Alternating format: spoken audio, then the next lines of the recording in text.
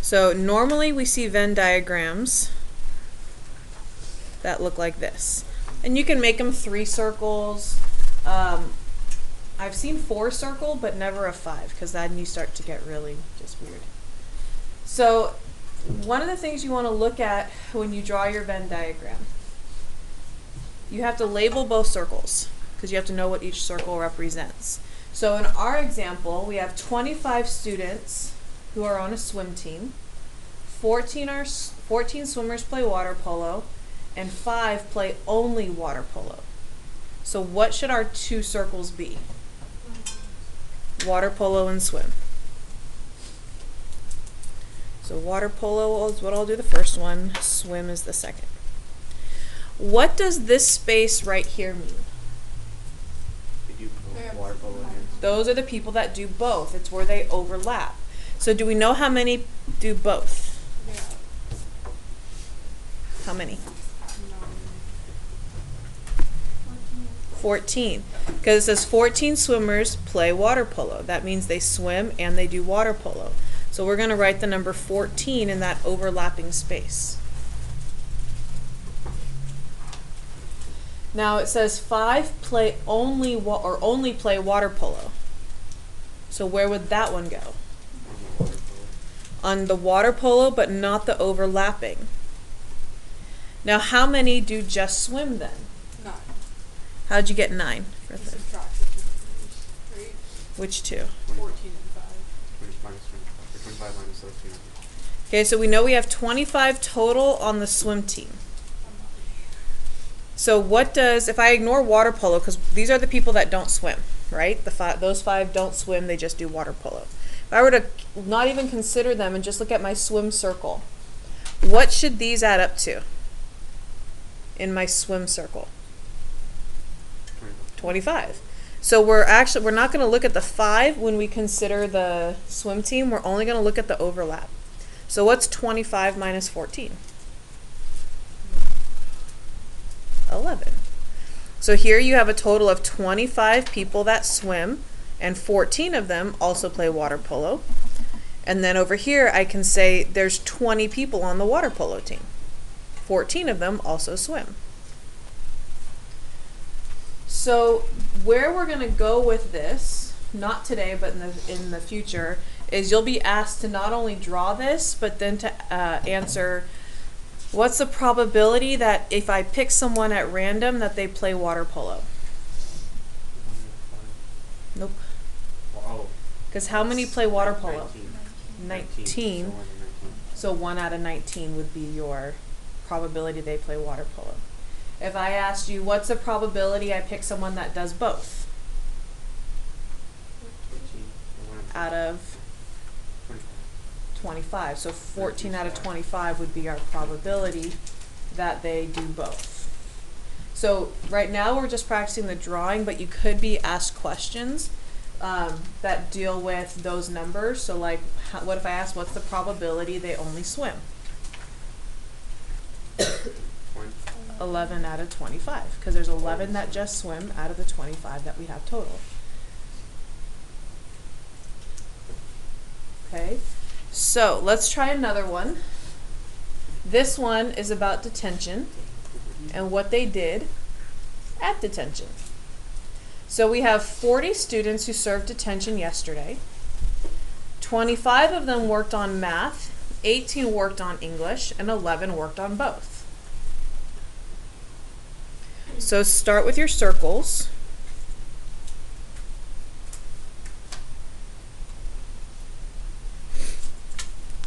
And label them.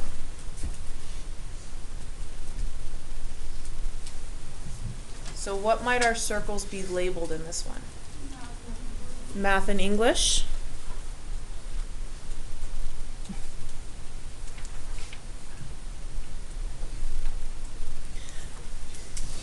Okay, so let's see, what do we know? I always start with, do we know how many worked on both? So let's get that intersection taken care of.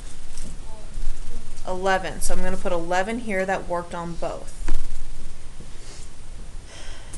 18 worked on English. So where would 18 go? In the English only. How many worked on just math? 25. Do I have all of my students accounted for? So how could I see if I have all 40 kids accounted for? Add these up. Do we get to 40? So 25 plus 11, that's 36. Ooh, wait a minute, something's wrong. We get more than 40, but we only have 40 students. Not all kids went. No, they all went. We're gonna pretend these are good kids that actually showed up. That's realistic. Okay, so these numbers should all add up to 40 if we placed everything correctly, because otherwise we have more students who said they worked on stuff than we had even in. We're counting the middle section twice. So these 25 and 18 already include that 11 that worked on both. So how can we change those numbers? If we subtract, so we'll do 25 minus the 11 that were already counted here. So how many then worked on math if we do 25 minus 11? Yeah, 14. Okay, how many worked on English if we know 18 people worked on English? 7. Okay, so now let's count. Do we add up to 40? 25 plus 7, that gives us what? 32? Okay, well at least we're not over. So what about those other 8 people? And so where would we put, they worked on something else. So where do we put them in the Venn diagram? We put them out here. So it's going over, you know you double counted. If you go under, it just means that they did something else. Maybe it was science. So it's something that's not represented in our 2 circles. So we write it on the outside to show that they were in neither one. Okay. So again, when we get something like this, you ask yourself, questions you could be asked. What's the probability you randomly pick a student who didn't work on math or English? 8 out of 40. What's the probability you pick someone who did math? No, you got, when I said math, meaning it could be the ones who did both. So you would say 25 out of 40. If I said just math, then you would say 14 out of 40. Okay, so are you guys kind of seeing how a Venn diagram can really help you with your probabilities quickly? So that's what a Venn diagram is used for the most part, is just to help you quickly organize your information so that when you're asked about probabilities, your numbers are all there. And you just have to add, really, or subtract. Okay, so one last thing before we move on to the two-way tables. If we draw our 2 circles like this, but they don't actually have anything in the intersection, so if there's never a time where they both happen, just leave it blank.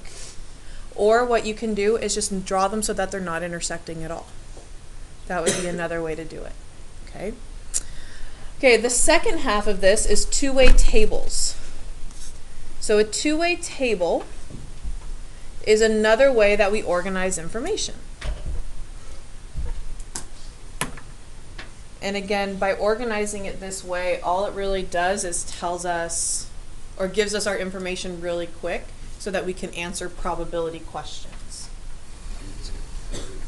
So go ahead and take a minute and just copy these down.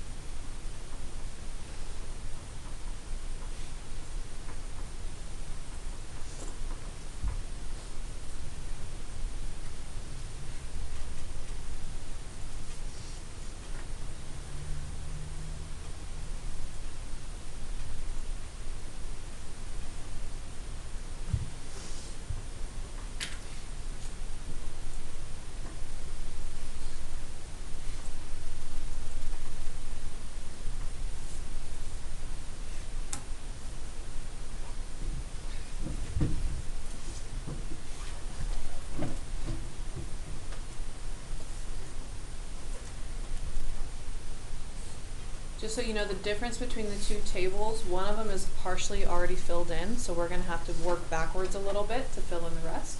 The first one we're going to fill in completely based off of given information. And you'll have both of these types on your homework. So we'll practice both types.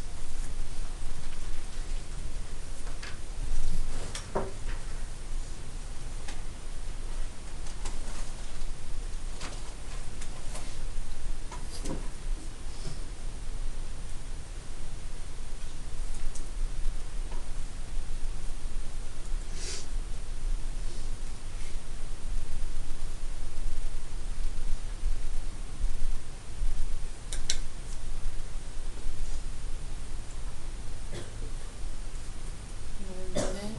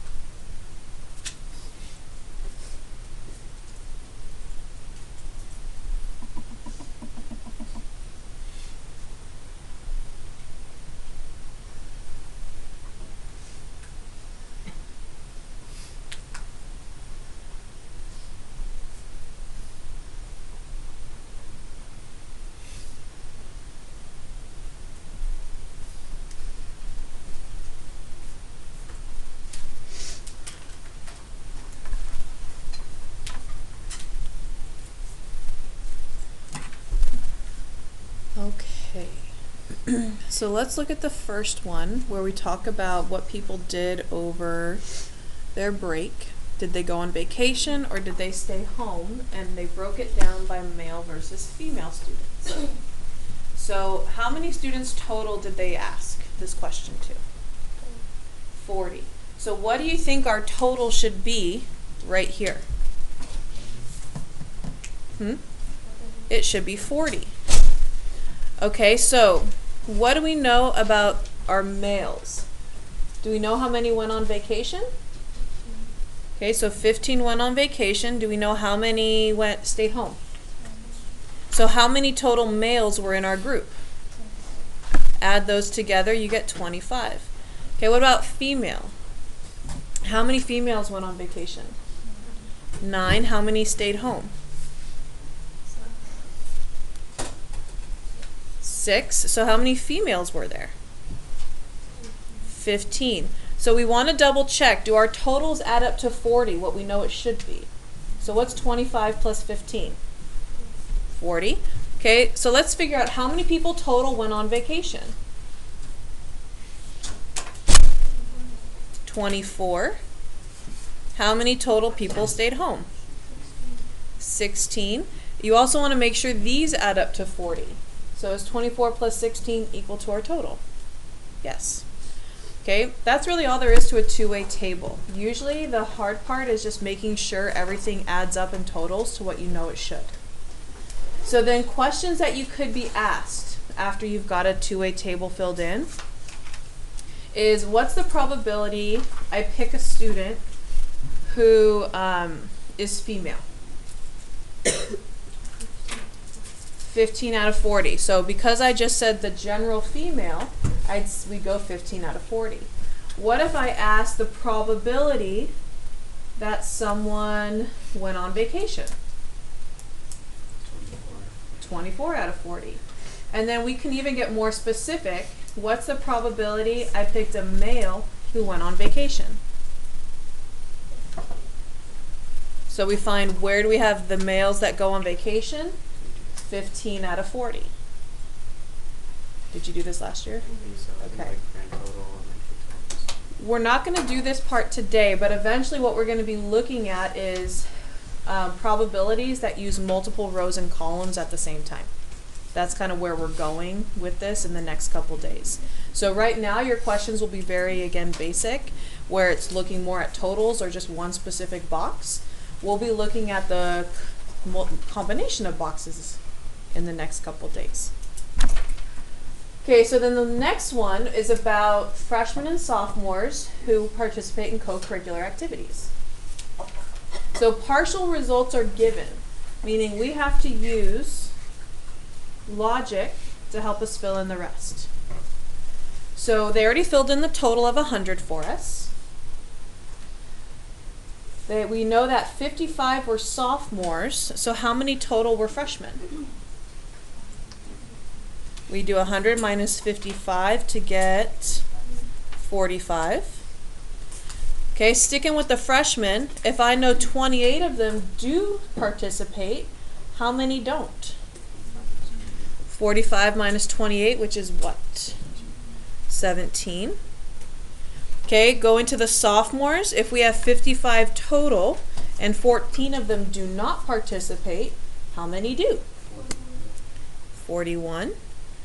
So then now how many freshmen and sophomores participate in extracurricular? And how many do not? And then double check, do these add up to 100? Yes. So again, types of questions could be, what's the probability you pick one of these people and they don't do extracurricular? So how many people don't do an extracurricular? So 31 out of 100. How many freshmen did they survey? So if I asked the probability that they pick a freshman, you would say 45 out of 100. Okay. Any questions on just the basics of the Venn diagram or the two-way table? The filling in and answering some basic questions. Can you go back to number 2? Yeah. Is there any way you can do 25 worked on math, and you put 25, 18 worked on English, 11 worked on both, and then you subtract whatever you have left and put that on the outside? But when we did that, we were over 40. That was So the like problem. whatever we get for like over 40, and say we get like 48 now.